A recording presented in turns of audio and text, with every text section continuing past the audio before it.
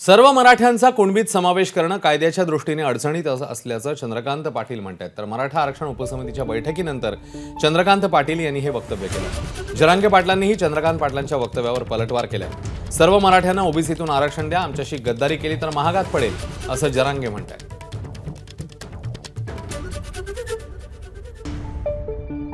तर सरसकट कुणबी आरक्षणासंदर्भात चंद्रकांत पाटील नेमकं काय म्हणालेत आणि त्यावर जरांगे पाटलांनी काय प्रत्युत्तर दिलंय बघूया। 1,76,000 1,77,000 नोंदी ज्या सापडल्या, ज्याच्यातून प्रत्येकी 300 एवढ्या नोंदी मिळतील, त्यांना कुणबी दाखले मिळाले, ते ओबीसीत गेले, त्यांना ओबीसीचे फायदे मिळायला सुरुवात झाले। यावेळेला ऍडमिशनला मी उच्च शिक्षण मंत्री आहे, तर अनेक जण काल परवापर्यंत मराठे होते, कुणबी दाखला मिळाला आणि त्यांनी ओबीसीतून ऍडमिशन घेतलं। पण सरसकट सर्व मराठ्यांना कुणबी करा याची खूप कायदेशीर अडचण आहे असं वारंवार आलं।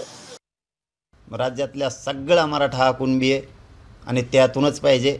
कोणाशीही गद्दारी करा पण मराठ्यांशी करू नका हे सरकारने लक्षात ठेवा। सरकारला जाहीर सांगतो, कोणाशीही गद्दारी करा तुम्ही, मराठ्यांशी गरिबांशी गद्दारी करू नका। पुरा तुमचं बेल बाहेर पाडल्याशिवाय गरीब मराठी सोडणार नाहीत तुम्हाला। एबीपी माझा, उघडा डोळे बघा नीट।